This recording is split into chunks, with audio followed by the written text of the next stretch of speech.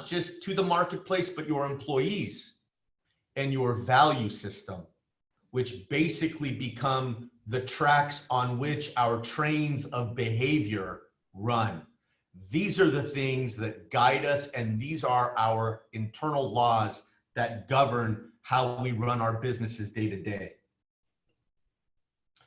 And so why do we focus on organizational culture? When I started Harvest Dental in a 2-car garage, house garage in 2004, I've had 2 very dark times in my entrepreneurial journey. The first one was about a year after I had started Harvest, and I was struggling to growing the business. And the thing that saved me was a prayer. I actually prayed to Jesus, and I felt this question pop in my head. And this question was this: if Harvest Dental was gone today, what would the market miss about me tomorrow?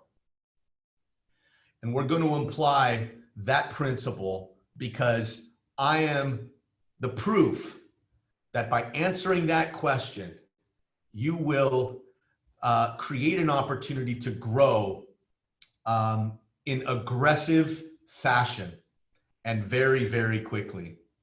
What are the impacts of positive organizational culture? Increased retention, not just with your customers, but with your employees. Improved employee outputs, increases in productivity. Positive brand sentiment, giving your people, your employees and your customers something to believe in when it comes to you and your company that is outside of making teeth or making products. Greater profitability and revenue growth. Why? Because growth is built on loyalty, and building a brand and culture gives you the basis for people to stay. So what is culture? Culture defines the way people work together. It's the heartbeat of your company, the spirit of your people. It's the glue, the unity, because it's a rallying point. People rally around a singular idea, the idea that you stand for. It's the glue that holds everything together. And it becomes an anchor, a compass, and a rallying point for the brand.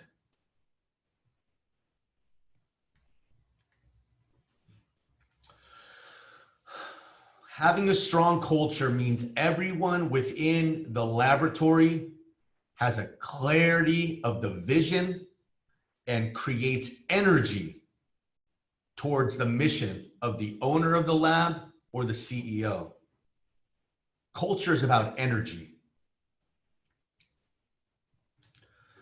Culture is the engine room of your laboratory. It's the beating heart, the feeling that unites your people with your purpose. It inspires their loyalty and drives them to do whatever it takes to achieve success. Culture is an underlying set of beliefs and habits that your people possess. They share. There's a commonality between the owner and the people that are surrounding him. The more confident they are about your leadership, the more they will believe in your purpose. Jose, can you hear everything okay? It's good? Yes, Sasha, everything is good. We are looking your presentation and perfect. Voice okay. is perfect. Great. Growth and loyalty, culture that is established, authentic, and communicated to your dentists, not just your employees, but your dentists, your customers, in the same way that I communicate our value system to you, the laboratory, will result in your lab being the only lab that they truly know, not just know of. Let me repeat that.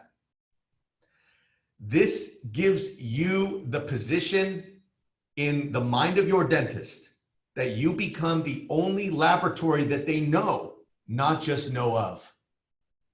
And when it comes to growth, there's a big difference. And so today, what I'm going to do is I'm going to show you how to create a new and exciting culture for the explosive future growth of your laboratory. This is something that I'm very passionate about, and Juan could tell you this is how we operate at Harvest Dental. Our culture is king. Culture is about purpose. It's about people. Your purpose is about people. And your leadership is about values. And values come from your mission and your vision. Your people are looking for inspiration, just like you're looking for inspiration. They're looking for leadership. And they're looking for something to believe in that is bigger than teeth. Let's look at what a mission statement is. A mission statement is a simple statement that defines your laboratory's reason for being, why it exists, and why anybody should care. Does the industry need another dental lab? Or does an industry need another products company or another distributor? The answer is no. The industry does not need your crown. Why does it need you? Why should your laboratory get out of bed every morning? Why should Harvest Dental get out of bed every morning? And why should anybody care? The answer to that question is your mission statement. How do we use a mission statement in the context of culture?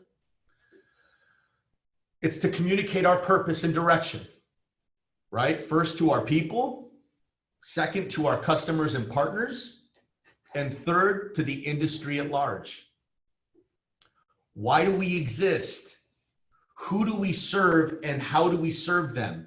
Mission helps guide customer decisions. Because your customers are looking for leadership.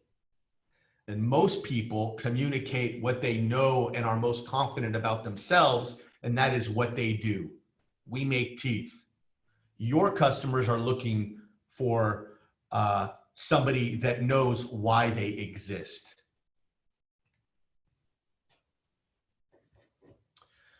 So you've got your mission statement. Now let's talk about the vision statement. It's different. Your vision is the aspiration of what you're seeking to achieve. And your vision can shift depending on the season of business. It's who you want to be and what you want to be known for. It's seeing who you want to be and then being who you want to see. So how do we use a vision statement in the context of culture? We use a vision statement to inspire, drive, and set a roadmap for your long-term laboratory ambitions. What are your ambitions? What do you want to accomplish? It's to inspire our teams to the commitment towards the purpose. It casts them forward so that they see where you're going and where they're going. It creates momentum. It creates a current. Vision helps guide the day-to-day decisions you make as you manage your laboratory because you have to be in motion. We're going over there. So you manage, your behavior has to predicate and point to that direction. And here we come to values, which are the outworking of your mission and your vision statement. These are the elements that guide the day-to-day operations of the business. Your core values are the guiding principles and beliefs of the company. Are you humble? Are you generous? Are you passionate? Who are you? What adjectives define you? These are timeless, they're enduring, and are required for building trust and loyalty. both with your people and with your customers. Your core values support the lab's vision, shape the culture, and reflect the laboratory's identity. And our values should answer, what are the pillars of the culture and how do we behave? Our values are the rules that we play by. How do we use our value statement? It dictates leadership behavior and setting expectations. It determines how you communicate with employees. It creates clarity around culture rallying points. An example, if one of your values is tenacity, which is like a fight, then it's understood by everybody that when things get tough, you don't give up, you fight. Everybody is in agreement. So here is a matrix that we use to identify the vision, tie it in to the mission. You have your value systems, who you are, and then your value definitions, okay? And your homework is to fill these boxes in after this call. Now, if Harvest Dental was to do this, this is what it would look like, okay? Here you have the mission statement. Harvest is a charismatic brand of passionate innovations which exists to refresh and revitalize the dental segment by simplifying everyday lab life. This is reflected in our advertising. It's reflected in our internal communication. It's reflected in our product development. Everything we do points to this mission.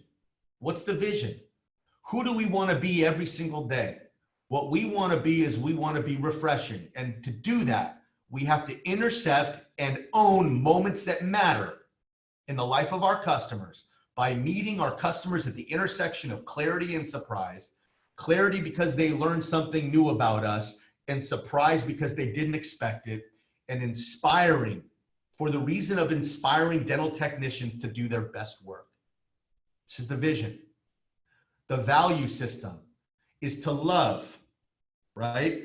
The definition of that is to love and serve people as our highest call, more important than money, more important than success. This is the legacy that we have in this short life. And this is what I want to be remembered for. And Harvest is the tool that gets us there. To refresh is another value. This means to interrupt our customer's day in a positive way, right? To communicate, to build honest and trustworthy relationships, both from leadership to the people and people to the leadership. Very important for growth and loyalty and culture. And to disrupt, right? We have a rule, no respect for the status quo. Value has no rules. Be innovative and create value. Your values must be intentional because there is no such thing as a universal value. You must decide what principles you hold most important. These are the pillars of your identity, the moral and relational laws that determine how you conduct your business and interact with your employees and customers.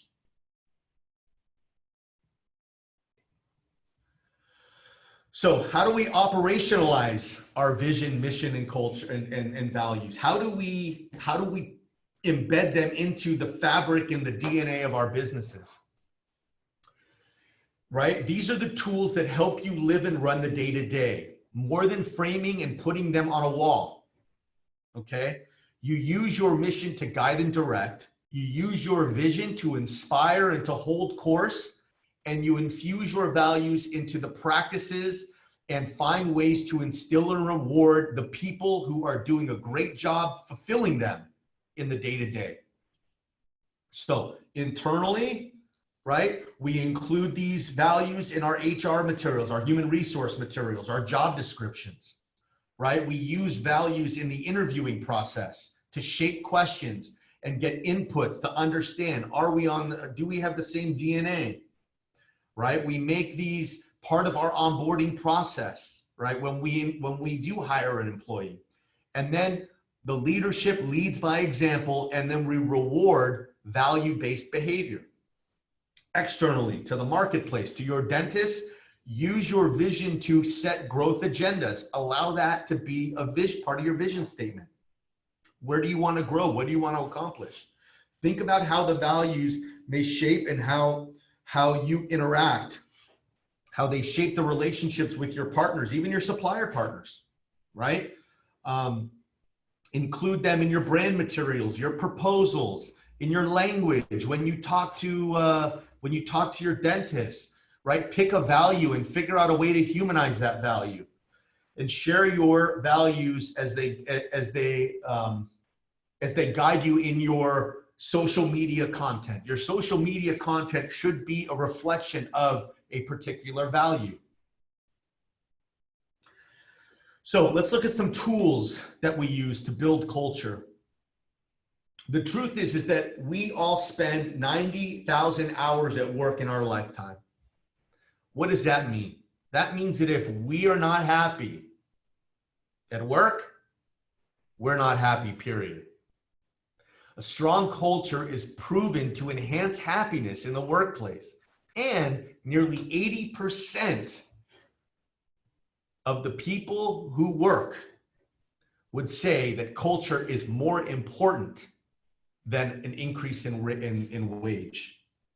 Happiness, money can't buy it. So here's a guide for cultural leadership that we use. It was given to us by Maribel Lara, who works for a gentleman by the name of Gary Vaynerchuk, who we work with. And the first one is listen, act, reinforce, and adapt, right? For feedback, we need tools. We can't just have conversations without structure, because conversations can be complicated with our people. They can be vulnerable with our people. They can be emotional. And so we have to put in place some guidelines with regards to how we do this. Identifying what's brewing and doing something about it.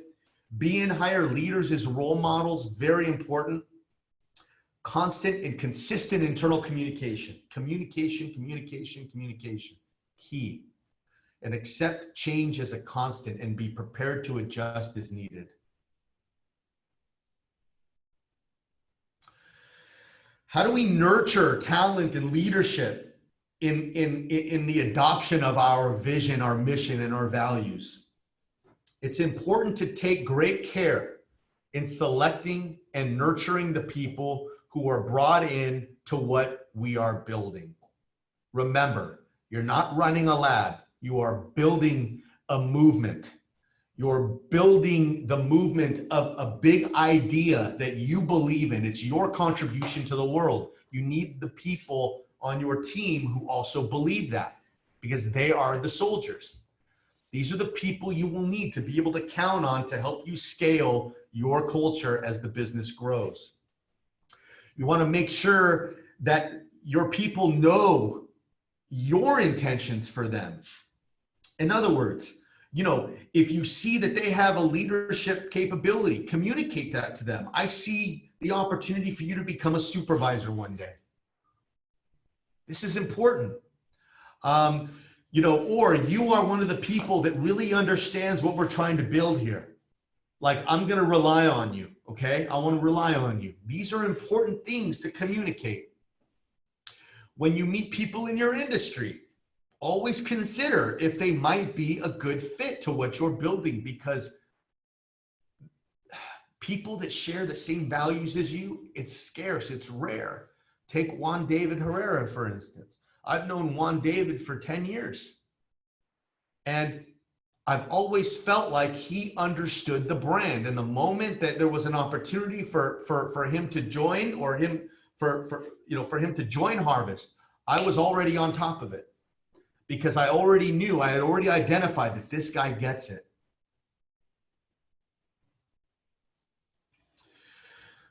Here's one that is really tough, right? Hiring and firing. Firing especially. My friend Gary V, if you don't know who he is, type him in on YouTube, Gary VEE. We're working with him very, very closely. He says this thing that really resonated with me. Hiring is guessing, but firing is knowing. And the truth is one of the things I've always struggled with in my career. is I would hire fast and fire slow. But the reverse is true for companies that build strong culture for explosive growth. And that is you hire slow, but you fire fast. The moment you know that they're not a good fit, you have to do them the favor and you the favor of cutting them loose so that they can go find what's best for them. This is actually more about them than it is about us. Move fast, trust your gut in hiring, but be willing to admit when you've gotten it wrong. And invest in staff. A players, my friends. A players. Be willing to take less money if you have the opportunity to hire an A player, because an A player will take on 3 different roles of C players. These are the things that I've learned. Hope this is okay, guys. Hope you're following. And if there's time, I'm happy to take some questions. But so here's how we kind of built a framework of employee, good employee spirit, create energy within the organization, positive energy. 4 things: appreciate them, make work fun, train them, and reward them. When we talk about appreciating them, right? Appreciate them on a job well done. When you see that they've done something right, say thank you. It goes a long way. It's also important to do this in the presence of their peers, right? People want to be noticed. You can use Facebook or WhatsApp or even in obviously in person. But be intentional about these things. Also giving hardworking employees an opportunity to kind of to give them a little token, give them a chance to unwind, give them maybe a more flexible work schedule for 1 week. Say, hey, for this week, you can come in at 10 o'clock instead of 8 o'clock. I really appreciate what you did. Or take them out to dinner, do something nice.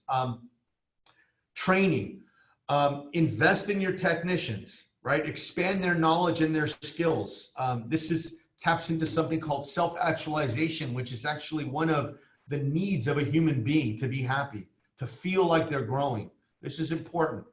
And then in addition, to monetary bonuses, which obviously, you can give, there's other ways to be generous. Be creative. It's not always about money, but be creative. Let's talk about internal communication. Jose, how are we doing on time? You have all the time that you need. Okay. All right. I'm almost done. So let's talk about communication, because communication is the key to all of this, right? It doesn't do any good to have a mission, a vision, and values if you're not able to communicate them. And your employees are not able to communicate to each other, and hence communicating into the marketplace to your customers. It starts inside and then works its way outside.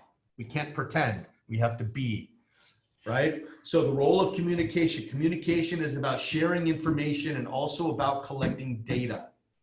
As leaders, we need to be aware and be intentional of how you communicate via nonverbal actions. This is important. Doesn't matter what you're saying. How is your body language? Because sometimes how you're acting, your body language can override what you're saying.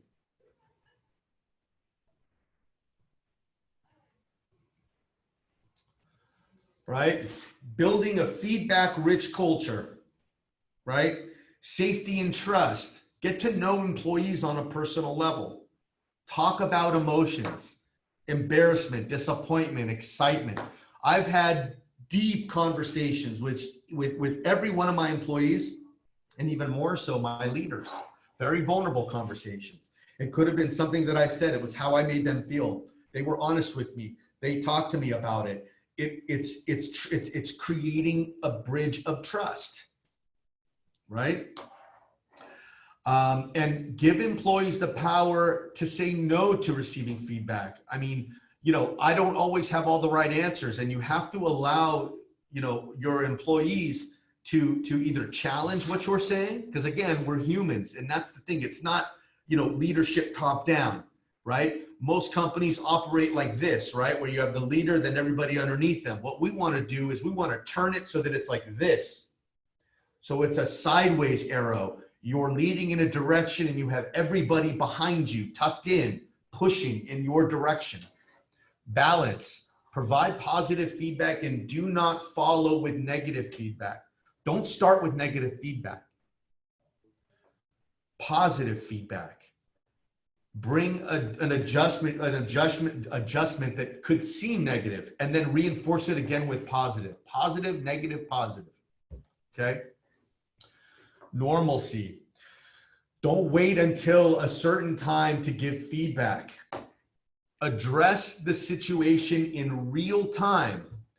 And it could be that, you see an employee do something that is completely opposite of a value that you've put in place.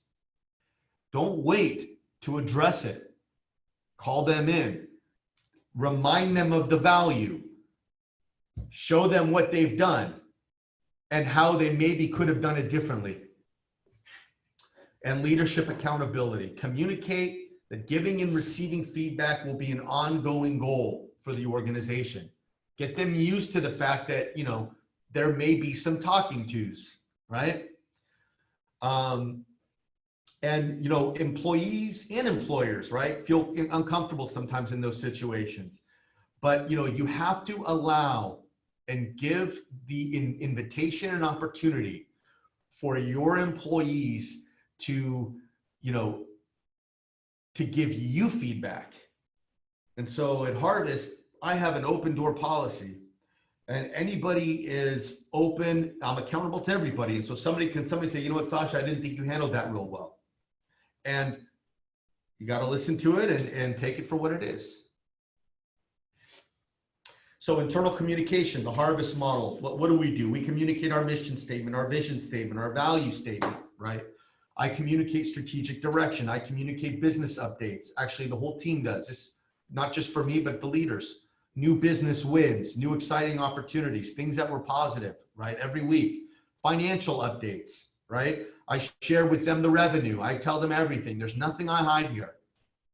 Okay. Every one of my leaders knows how much the company does, how much the company profits. They all have access to any information that they want. Okay. We're a privately held company. I own 100% of the company. It doesn't matter. This is my team. I have nothing to hide. Communicating overarching goals and new hires.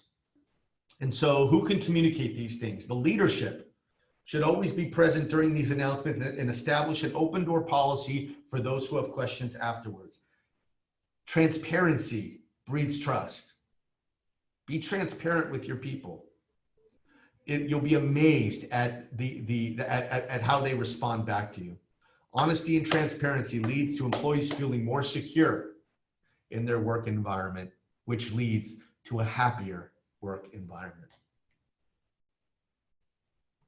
What every employee needs to know: your vision, your mission, your values, your current revenue size and revenue goals, where your lab is focused, its growing efforts, product focus, clients, brand. Where do you want to take this thing?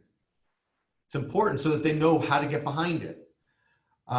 Any exciting updates from the week before, and then their role and the role of their department that is attributing to or will attribute to that part of the growth that you're communicating.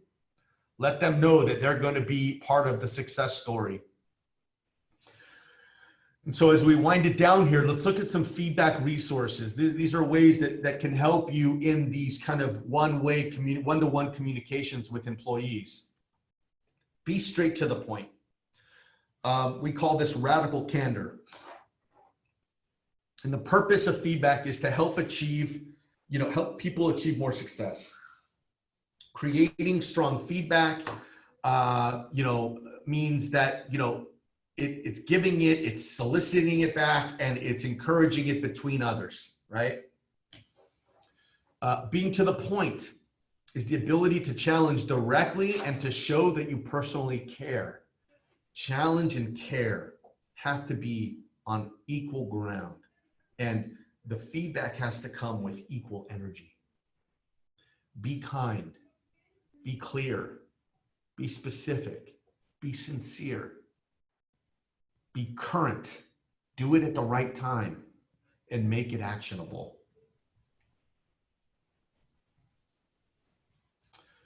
Feedback, again, is going to be praise and criticism. And the purpose is to help people know what to do better. You're not doing it for yourself. You're doing it for them, right? This is important. Don't be vague and coddling in fear of hurting somebody's feelings. Give it to them straight with kindness and clarity. When you're kind, it'll be okay.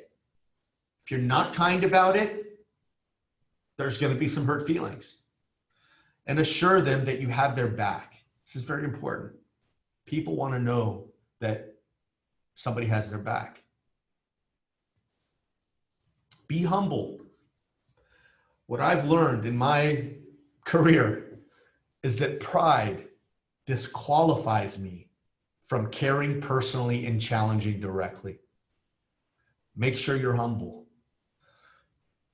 Be immediate. Again, timing is everything. Don't allow things to fester into frustration for you and the employee. This is very, very important. And then praise in public and criticize in private. Protecting the integrity of your employees is the cornerstone of trust. In closing, to build a successful culture, you need only two things. You need purpose and you need people. Be passionate about your mission, why you exist. Be clear in your vision, where you're going, and be true to your values, who you are. Thank you very much, and I hope that this was helpful. I'm always happy to answer any questions, whether now or after. My email address, I can share it with you here, is Sasha, S-A-S-H-A, @harvestdental.com. And if you have any questions or if you want some advice, I'm happy to do this. You can also, I share some of these things on my social media platforms. You can follow me on Instagram at Sasha Der Av, our Harvest Dental page at Harvest Dental Products, and then our Latin America Harvest Dental page, Harvest Dental at LATAM. Juan, thank you so much again for this incredible opportunity. Juan David, thank you for everything that you do. Love you all and God bless you.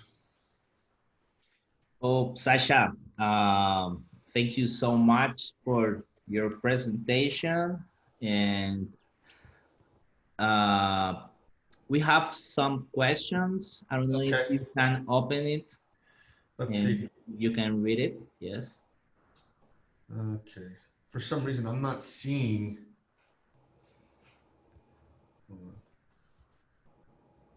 Can you read them to me? Yes. I'm not seeing them. Okay. The first one, Ana Maria Casas. She say, what are the biggest barriers you identified in dental industry to overcome and succeed in this transformation? What are the biggest barriers I've uncovered in the dental industry? Mm-hmm. Okay. Now, is this, so there's obviously, this could be in any context. Is this from a culture standpoint or business standpoint, or what's the,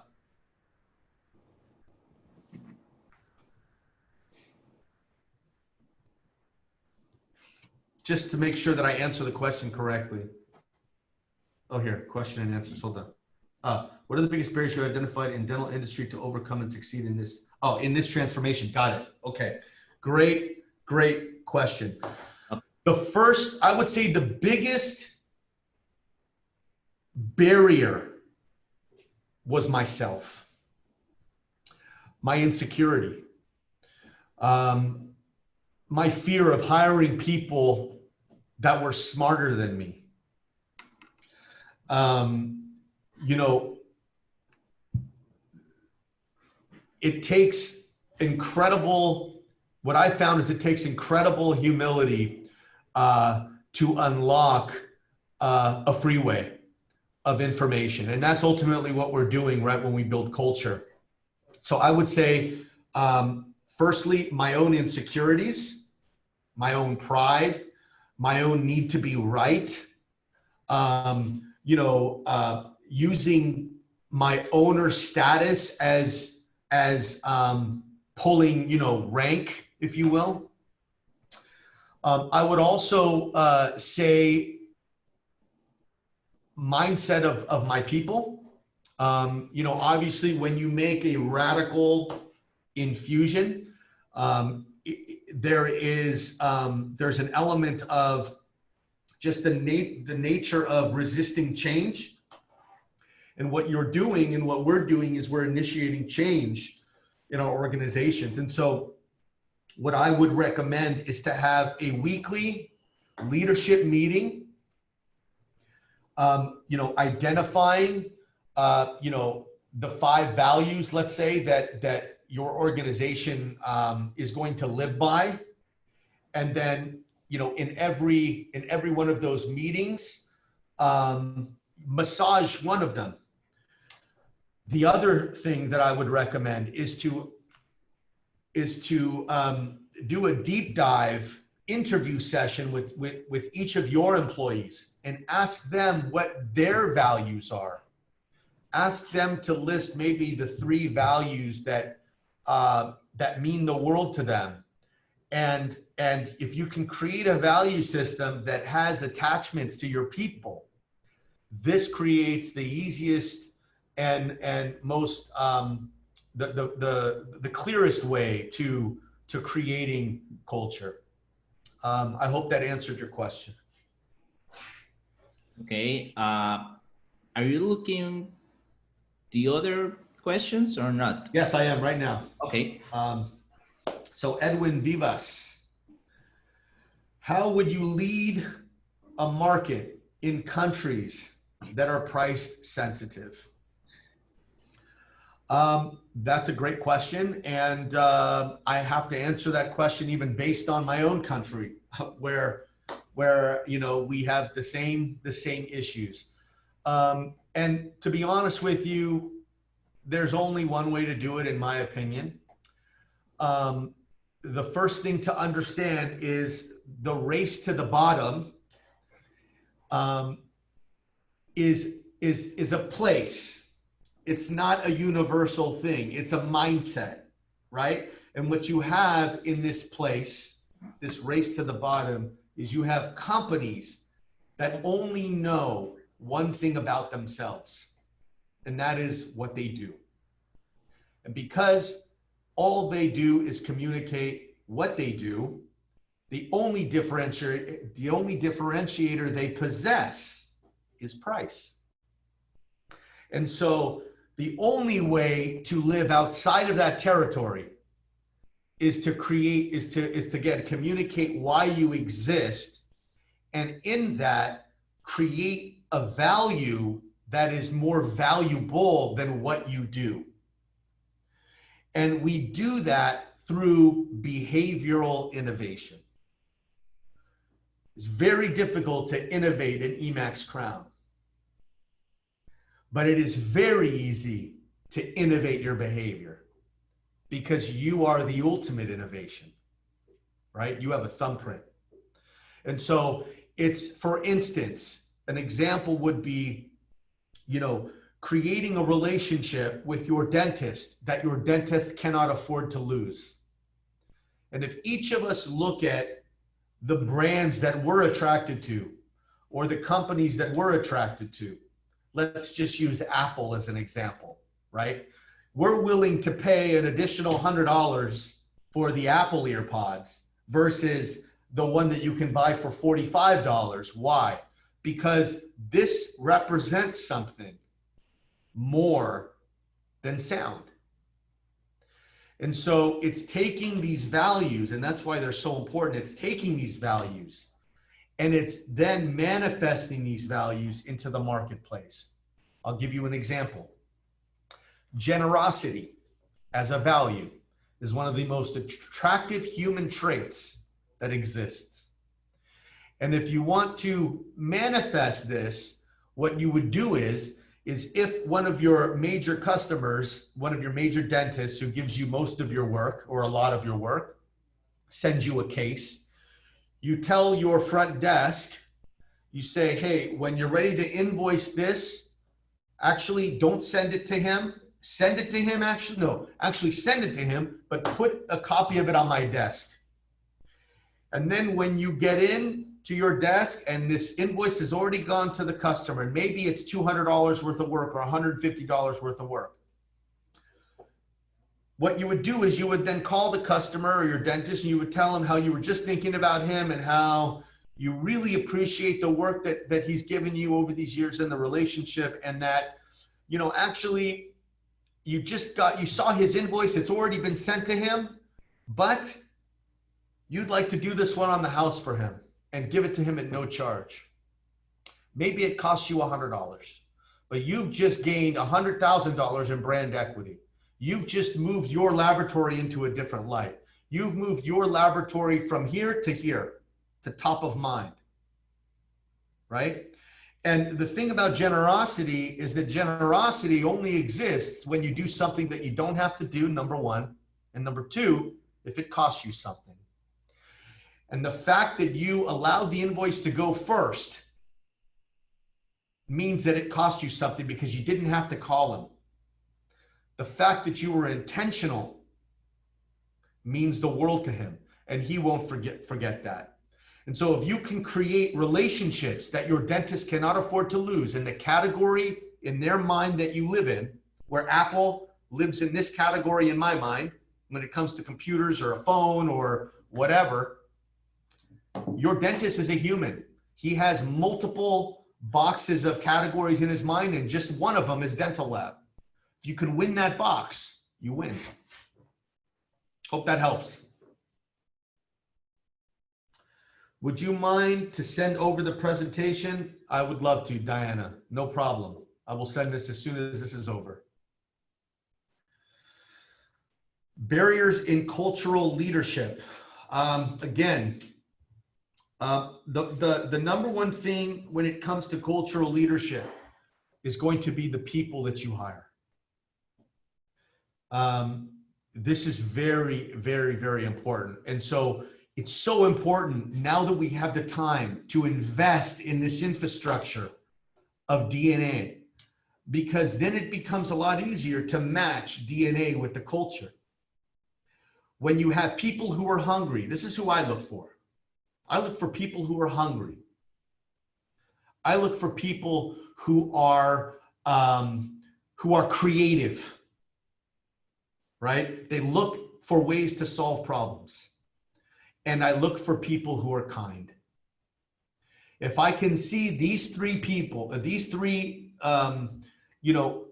human attributes in a person, and my questions are around some of these that would reveal this to me, I know that I can then implement my culture, because my culture aligns with those three pillars. And I can help them reinforce their own value system as they borrow my value system, and vice versa. I hope that answers your question. And if it doesn't, please keep asking. These are great questions. Thanks for the talk. How do you measure external client satisfaction? What tools do you recommend? How often? Great question.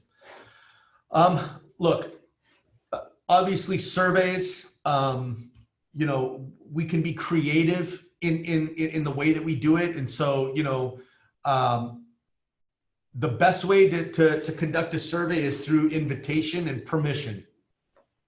And so what we'll do is we'll offer something. We'll say, hey, would you mind offering these 5 questions?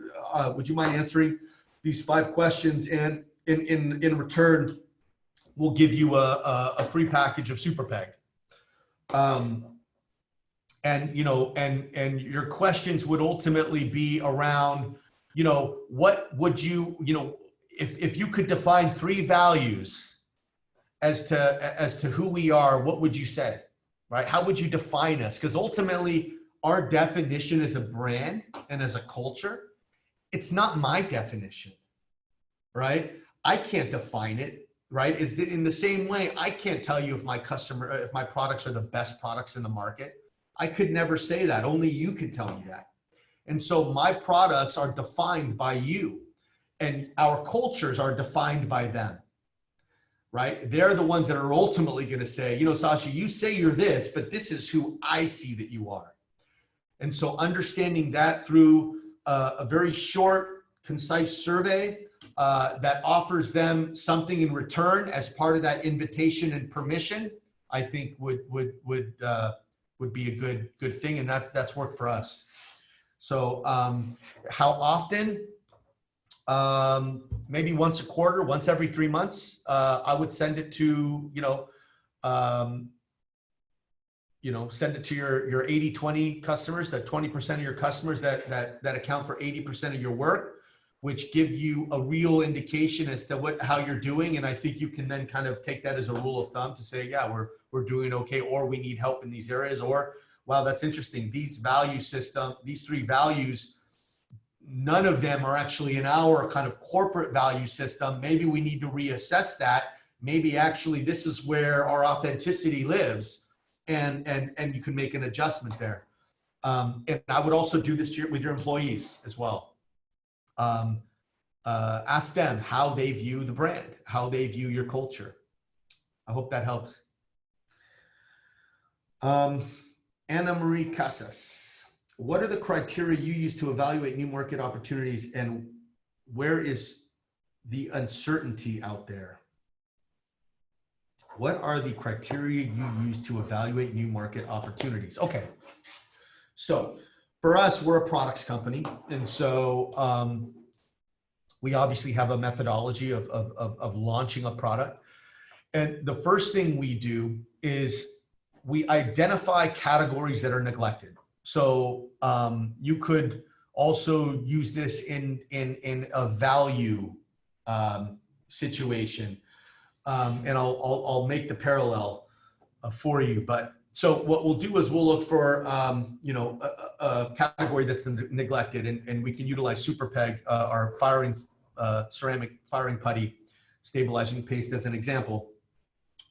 We stay away from mountains that are owned by strong market leaders. In other words, we would never get into zirconia or lithium disilicate because there are strong market leaders in that category, and there's no way for us to win that. We know that. We know where our strengths are, and we know what we're not good at. But we are good at finding molehills, which are like little hills. So you've got these big mountains, and then you've got these little hills. And these little hills are product categories that are neglected. There's not one clear leader.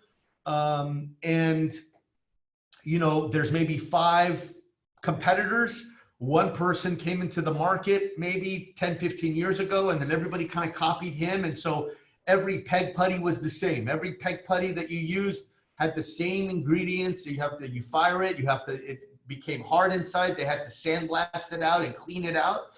And so we looked for, an opportunity there, and we were able to identify what all the other products did and create something that was dynamic and won the category globally.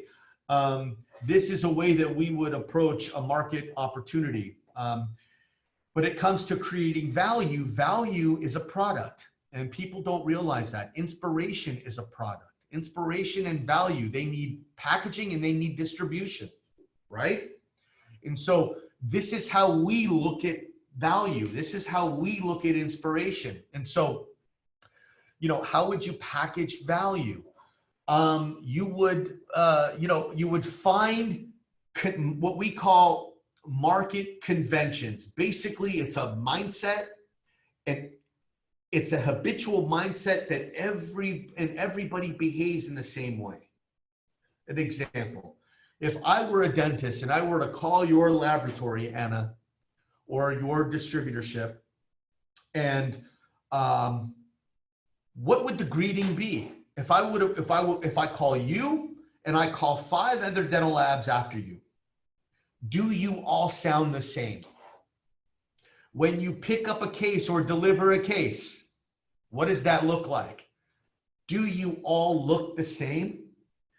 These are opportunities to create new categories of value.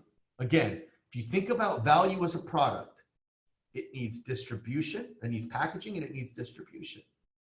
If I'm picking up a case from a dentist, what I would do is I would walk in with a wheel of fortune that had a free molar, a free crown, a free Emax, a free rush delivery, or you can give them a coupon for that or whatever, and the owner gets to spin the wheel every time you walk in to pick up a case.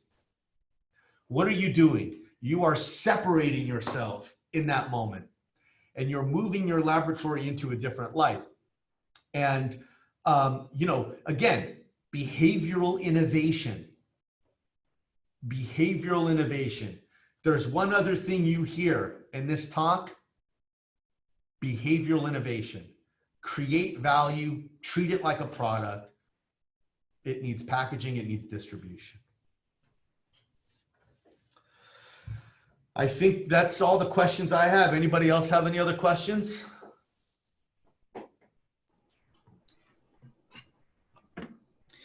Okay, Sasha. I really think this is a great moment to change the way that we see our business. In my case, I have around 15 years,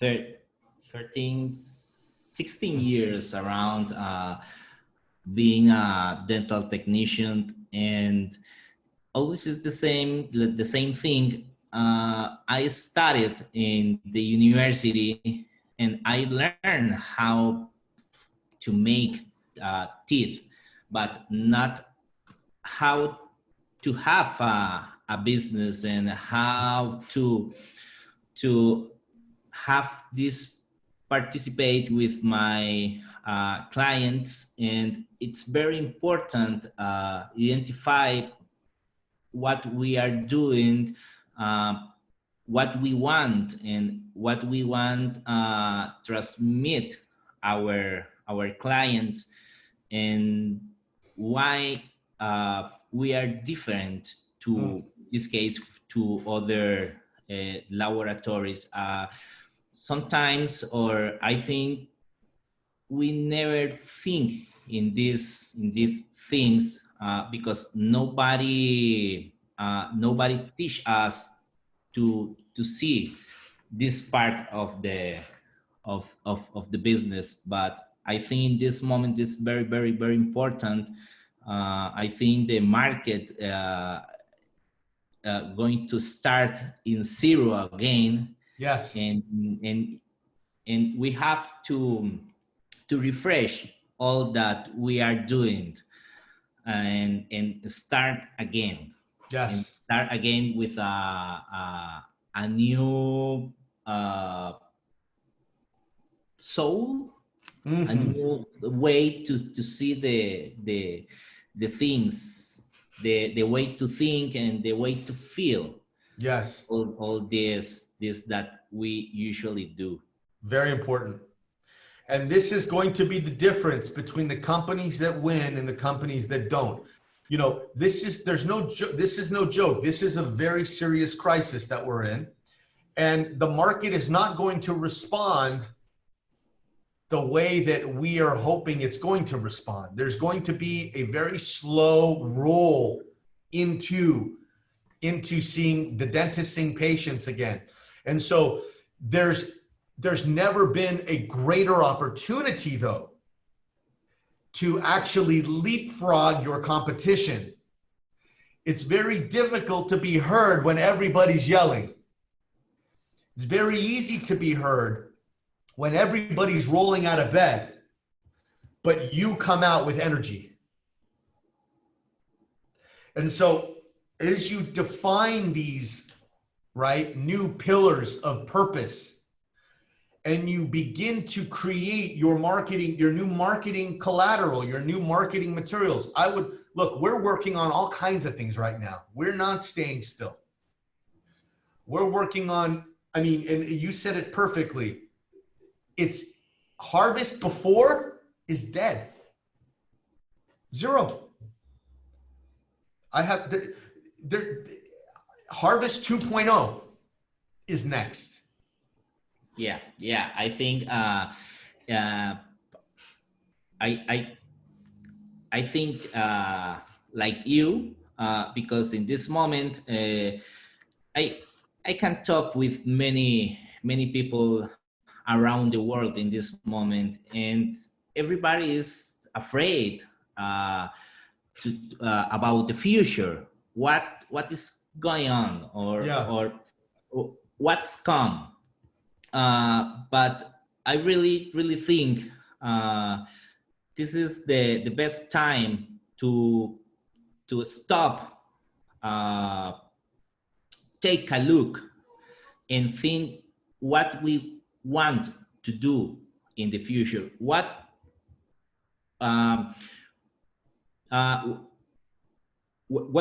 we were doing well, and what is not working well, and start to change all these things, and think, okay, this is our pillars.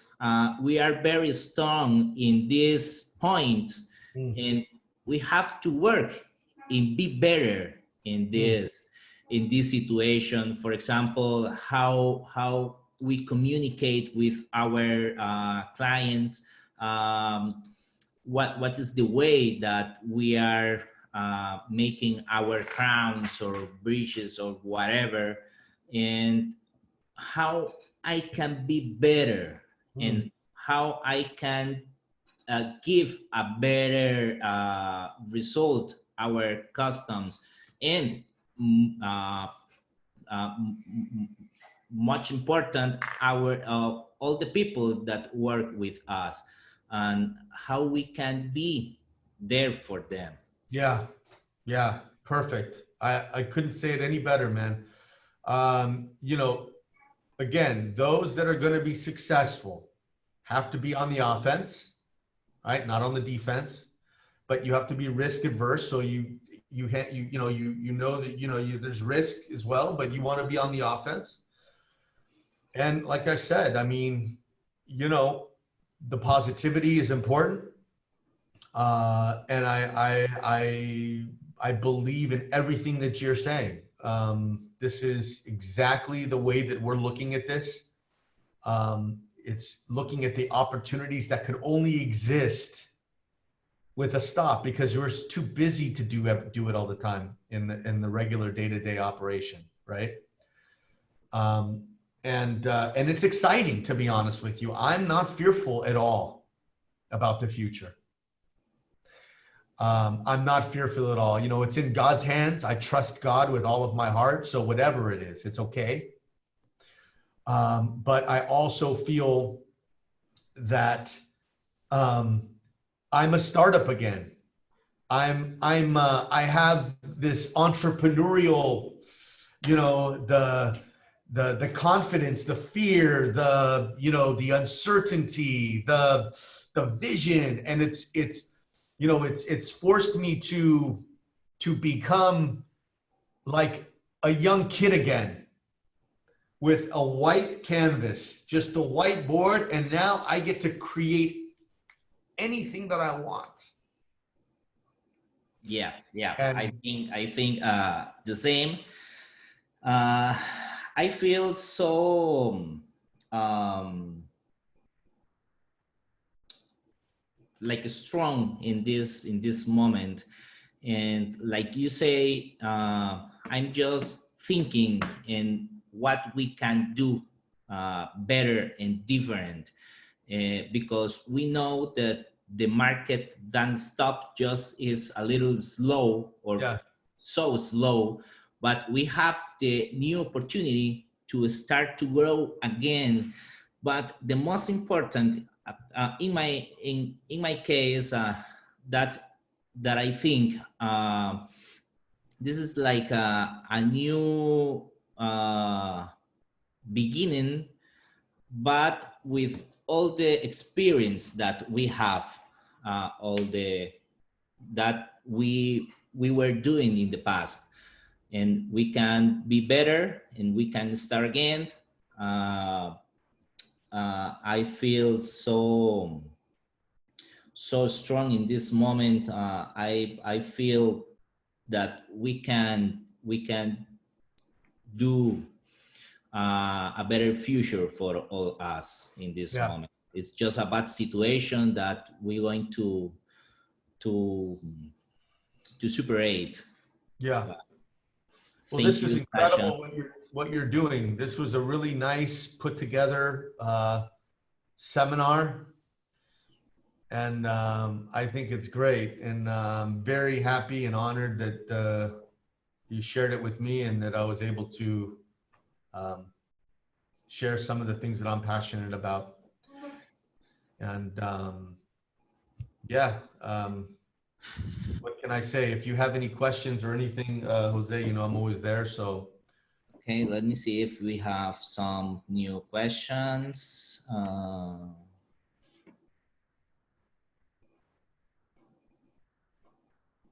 I don't know if we have just one more question. Could you shake it up? Let's see.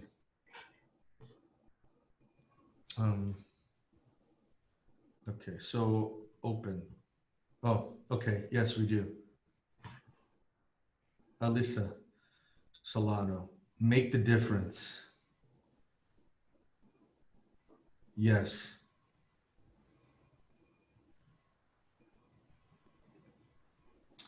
Okay, and then so make the difference. Is that a question or is that a statement? Alyssa.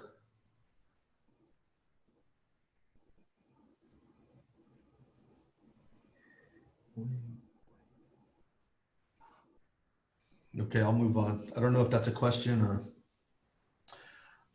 Zircon Poppy, Adrian, what's up, brother? Nice to have you. Thanks for tuning in, man. Your question: what are your feelings about a niche dental lab that's in the process of opening now?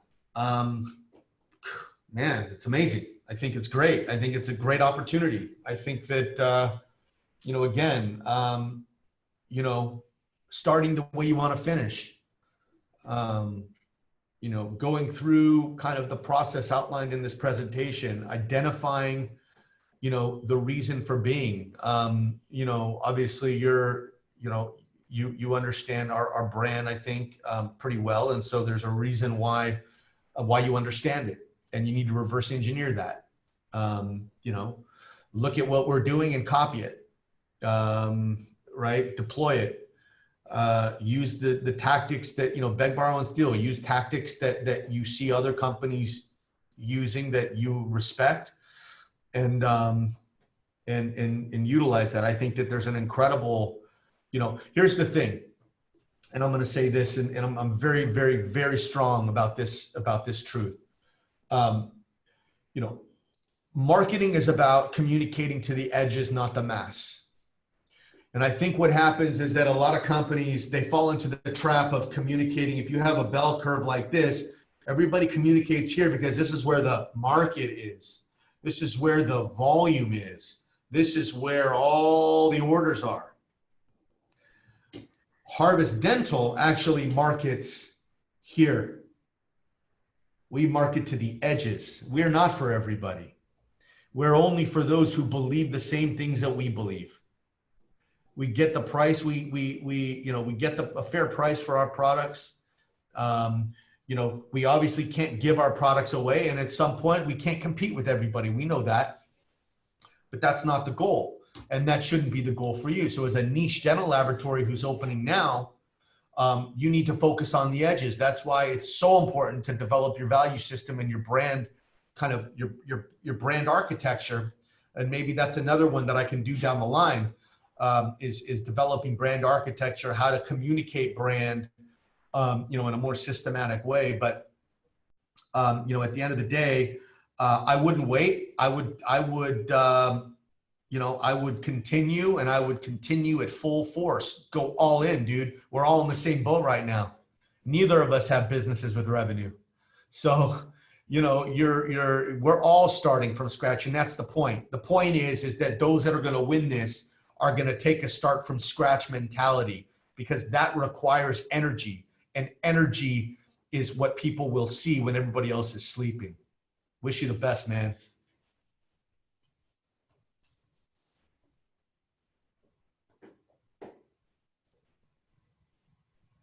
And always hit me up if you have any questions, bro. I'm happy to help. Any other questions? Got some more ones. Okay. Statement. That was a great statement, Alyssa. I agree. I agree with you. Okay, Sasha. Yeah. I think it's all. I'm really happy to share this presentation with you, that you accept our invitation to be part of this sport.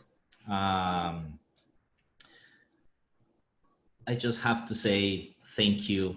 I really appreciate all Thank this. You, thank you. This time, all this knowledge that you always have to share with us.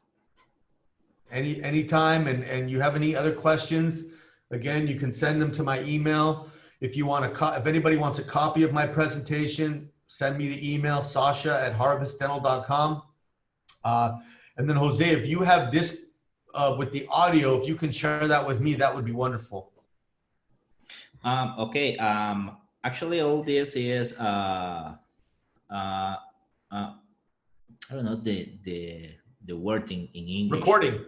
Okay, recording. Yeah, we are recording this presentation, and all this going to be in our social media and in our YouTube channel too.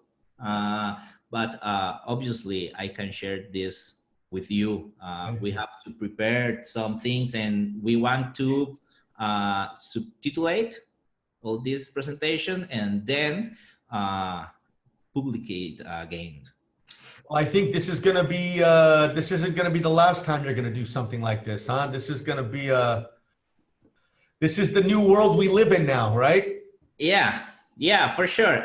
This is totally new for us, but have been very, very funny. And it's a very, very good way to communicate in this moment. And I really think this is the new beginning of something special. The new way to share information. And I think that what you're doing is actually, I think it's very special. And for the first time, again, when we talk about opportunities, this, what you've created, this seminar has the opportunity to be the largest seminar in Latin America. Yeah. It does. Yeah, it is. It does. It does. Right? Yeah. So I'm happy to help get you there because I believe it. Well, Sasha, thank you so much again. Let's be in touch and take care, my friend. You and too. See you soon. All right. Bye-bye, Sasha. Bueno, muchas gracias a todos también, las personas que nos acompañaron en esta presentación. Bueno, un poco diferente con Sasha en inglés. Me disculpo por mi inglés a veces no tan fluido, pero bueno, sí nos comprometemos realmente. Me parece que esto es una presentación bastante diferente y con un contenido muy interesante en el tema de cómo podemos replantearnos nuevamente este inicio o este nuevo inicio en el mercado que realmente a partir de todo lo que estamos viviendo hoy en día va a volver a empezar o vamos a tener un nuevo inicio. Eso es lo que queríamos plasmar o compartir un poco con ustedes, un poco la visión de Sasha, que es una persona muy especial en todo este tema. y si nos comprometemos a que vamos a editar este video con subtítulos y después los vamos a poner al aire para que pues tal vez algunas personas que no puedan entender tan bien el inglés o demás puedan tener acceso a toda esta información y realmente comprenderla, porque me parece que el contenido es bastante importante y bastante interesante para afrontar con positivismo y replantearnos lo que viene de ahora en adelante con esta situación. Así que a todos los que estuvieron conectados, muchísimas gracias. Un placer estar acá con ustedes. Recuerden que hoy a las 3 de la tarde, en unas 3 horas aproximadamente, 4 horas, vamos a estar con el técnico Mariano Maurici desde Argentina, su charla Percepción del Color. Muchísimas gracias a todos y nos vemos al rato.